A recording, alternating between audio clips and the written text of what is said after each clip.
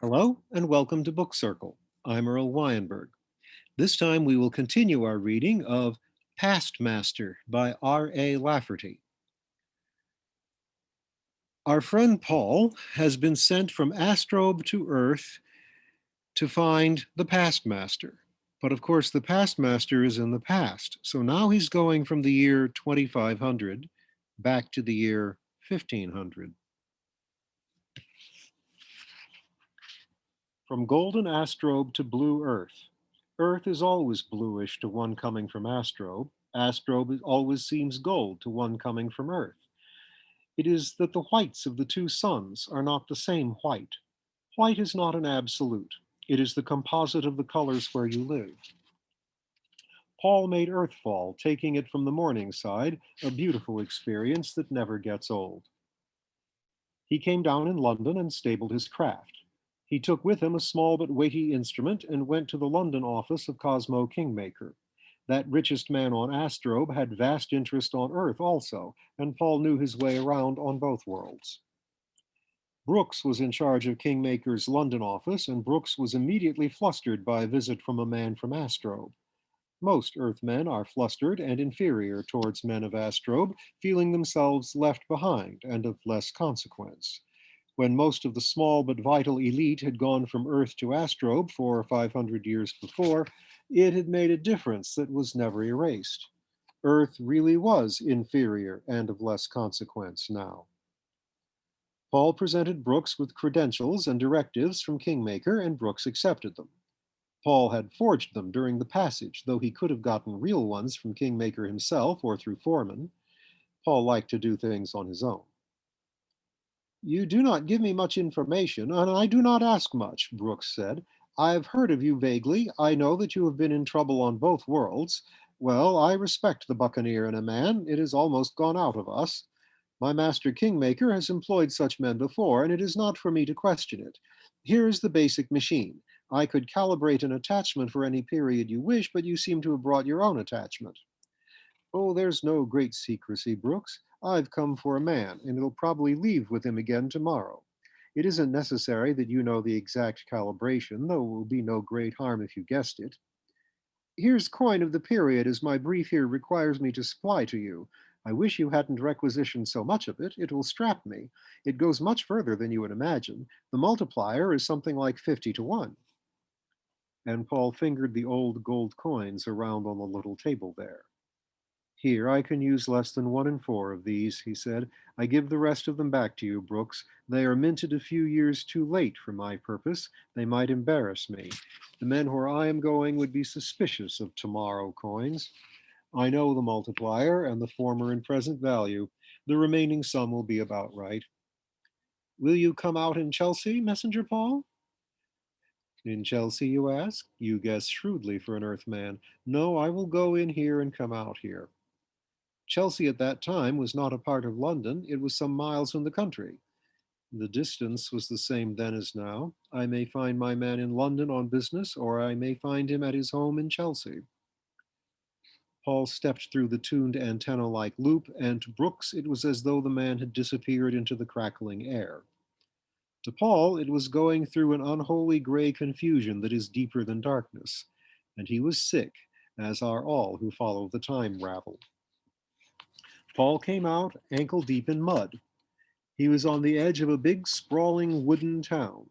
He went into a ramshackle public house, ordered and ate woodcock, some very high beef, barley bread, and an onion the size of a child's head, and he talked to the proprietor. "Could you tell me whether Thomas More is in the city or home in Chelsea?" he asked the man, being careful to give the old pronunciation of words as well as he could. "Likely at home," the man said. "He's out of favor with the king now, you know. You are a solicitor?"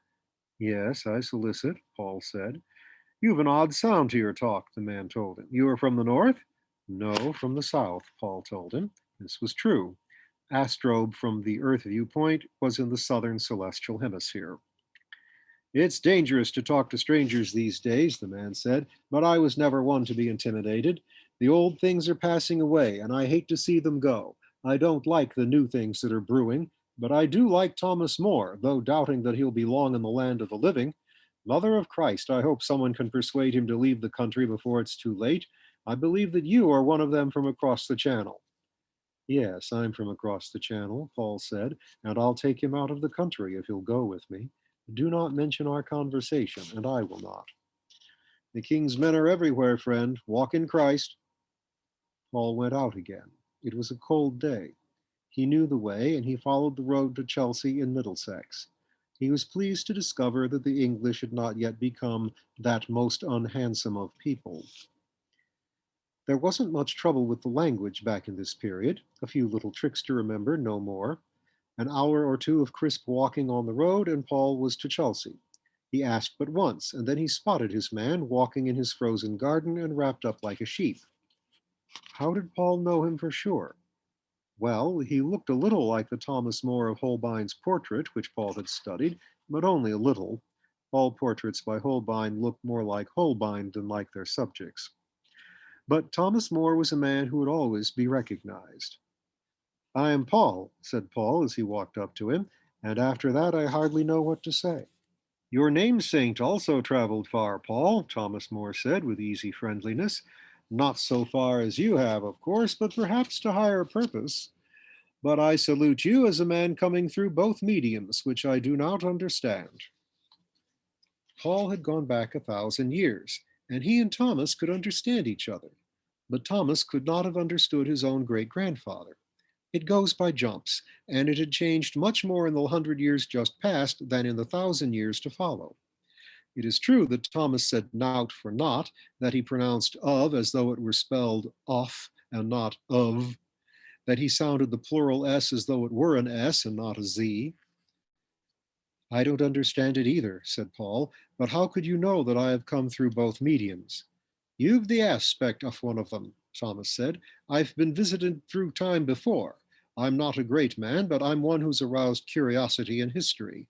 Where are you from, Paul? From Astrobe, of which you have never heard.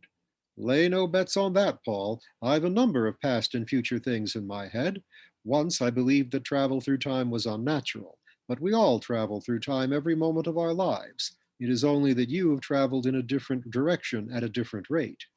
Are all on your world as tall as you? Thomas had a touch of the things that would later be called the Irish brogue and the Scotch burr, but they were the English of this time. No, the average is about a half-foot shorter than myself, about a half-foot taller than yourself, Paul said. To us, you are a short and chunky man, and you have allowed yourself to appear old. I assume it is your natural appearance, unmodified. But I'm more and more puzzled that you should guess me so accurately. I didn't get the name of being the best lawyer in Europe without being able to appraise a man, Thomas said, and you are not unique. I told you that I had been visited through time before. By a curiosity of history, I am to have a certain fame. The circumstances of it bewilder me as they have been explained to me by another traveler. I do not at all understand what it is to happen to me within the next year. Other men have been visited from the future, I am sure, but they're no more likely to publish the fact than I am. Incredulity is a fang that bites deep. I understand that I am to make, and only a few weeks from now, a decision so foolhardy on the surface of it as hardly to be believed. Visitors have come and asked me why I did it, and I can't tell them at all. You see, I haven't done it yet. The point for which I am to lose my head seems to me to be a trivial one, not worth the loss of a head, certainly not worth the loss of mine. Why have you visited me from Asternick, Paul? From Astrobe. We are in trouble on Astrobe. They are looking for a candidate to lead them out of a hopeless tangle there. They have tried almost every other sort of man. Now they want to try an honest man. They considered the name men, living and dead, of the two worlds. You were the only completely honest man they could discover, and the only man with one completely honest moment. Oh, it will be quite a showy act of honesty for which I will lose my head, Paul, but I can't conceive of myself doing it. I haven't been particularly honest up to this point in my life. Opportune, rather. But if I were honest, or if I am to be so in the climax moment of my life, how will that help you on Astrobe in the future? I've come to take you back to Astrobe with me. You want to take me forward in time with you, Paul? That's impossible, of course. We must live out our lives in our own times and places according to the fate laid out for us. We cannot tamper with the course of history. A little of the shine flaked off you then, Thomas.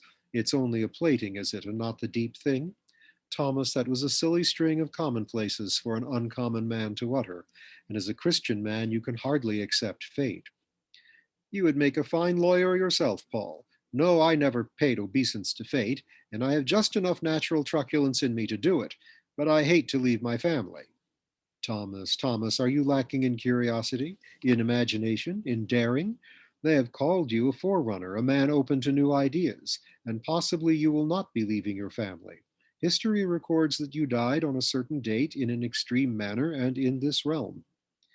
Will there be two of me then, Paul?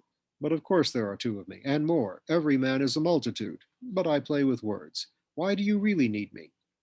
I have told it. It is because our world is sick. And you are looking for a gaudy cure. You are looking for a doctor snatched from the past. I have failed to cure a sick world here, Paul, and I have watched its sickness growing all my life. It was not even a successful doctor in his own time that you have come for. I was the High Chancellor doctor, and the patient has thrown me out of the house. Those who decide such things have decided that you are the man we need. It isn't that I haven't studied the subject, Paul. I once wrote an account of as sick a world as I could imagine. You see, my second claim to fame is that I coined the word and idea utopia. I wrote in bitter and laughing irony of that sickest of all possible worlds, that into which my own world seemed to be turning.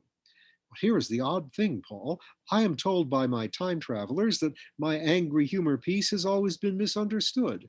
It came to be believed that I wrote of an ideal world. It even came to be believed that I wrote with a straight face.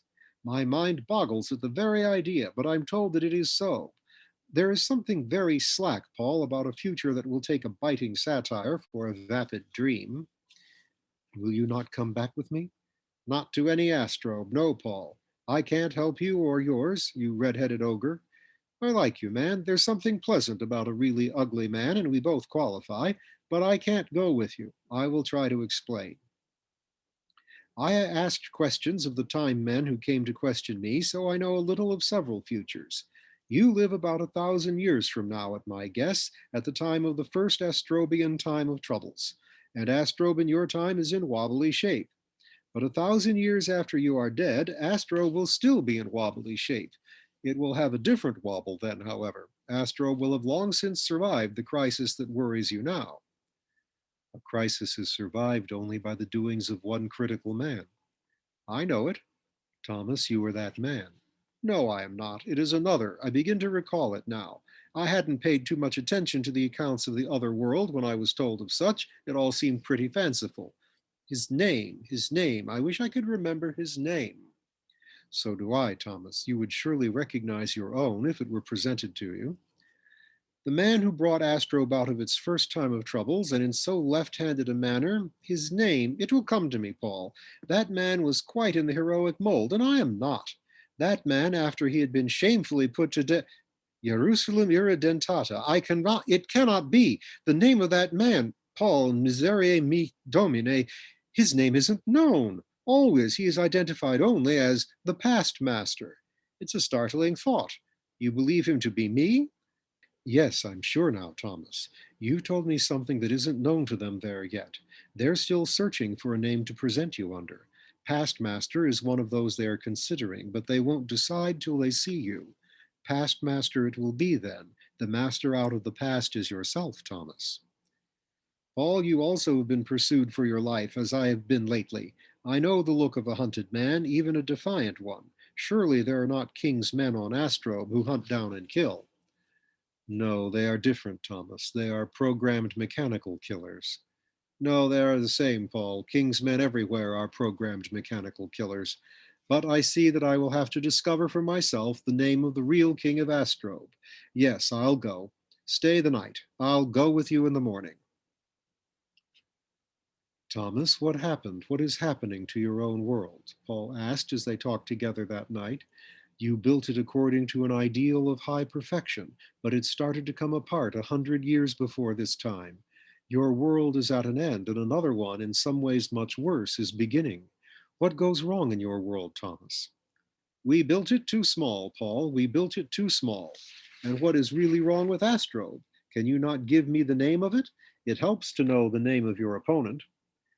Its name is the monster Udin, the open mouth of Udin, of whom you have not heard. I'm an educated man, Paul, in my own opinion at least. I'm one of the handful of men who brought Greek back to Western Europe, and history should remember that much of me. And Udin means nothingness. That's the name of him, Thomas, and he has his growing legions.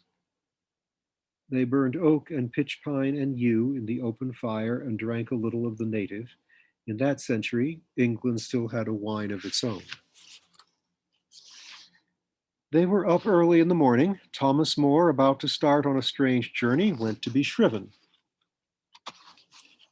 I believe only in spurts now, Paul, he said. My faith is weak.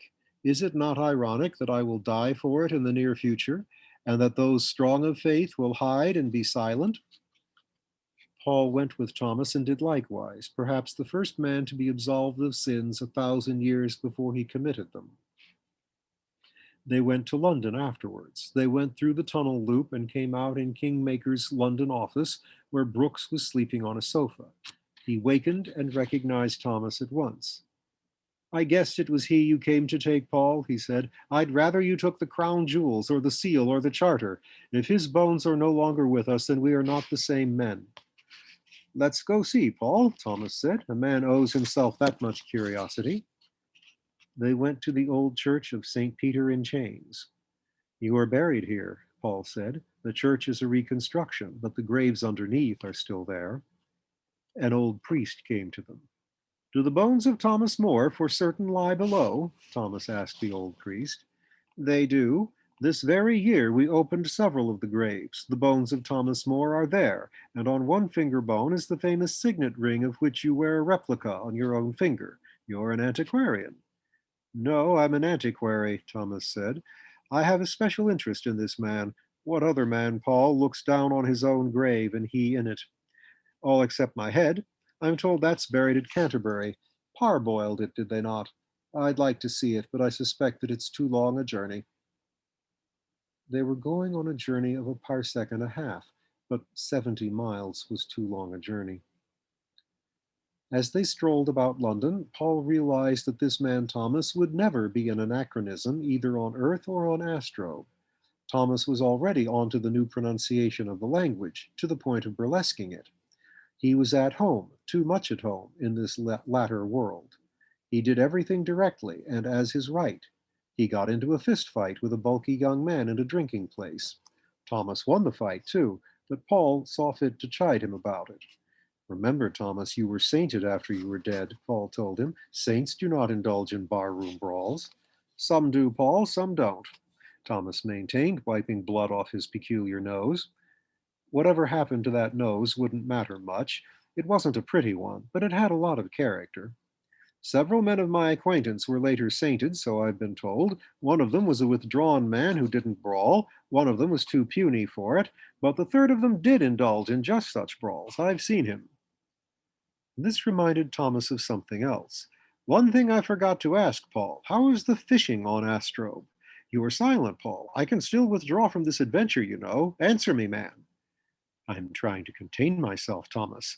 You will not believe it until you see it. It is one of the great things that have remained great. You mean it, Paul. You can go out any afternoon and take a string of them. A string of them. Thomas, you talk like a boy. How can you string fish that are as long as a man? On Astrobe, if you go out in a boat for any purpose other than angling, the fish will rise to the surface about you and howl for the hook. I am glad, Paul, that the new day fishermen have not suffered any shortening of the tongue. That was what really worried me.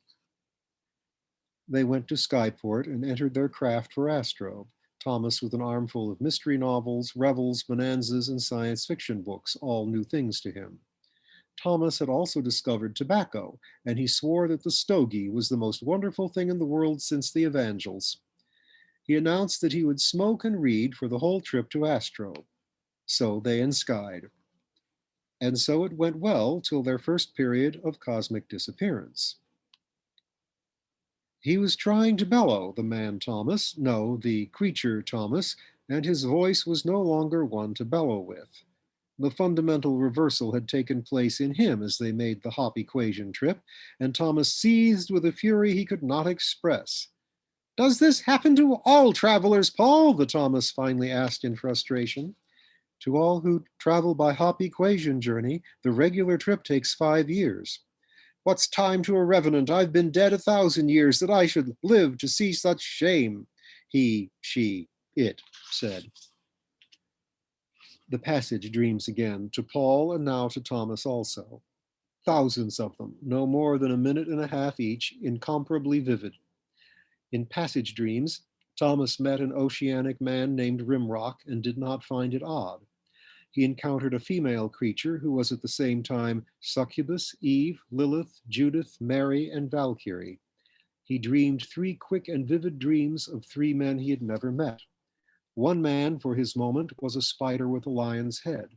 One man was a most peculiar fox. And one man was a hawk who sat and shuffled shells at a table, and one shell was different. These dreams sank down into the cellar of Thomas' mind, but they would come up to him again when he met those persons. And we will meet those persons eventually, and in good time or out of time, next time.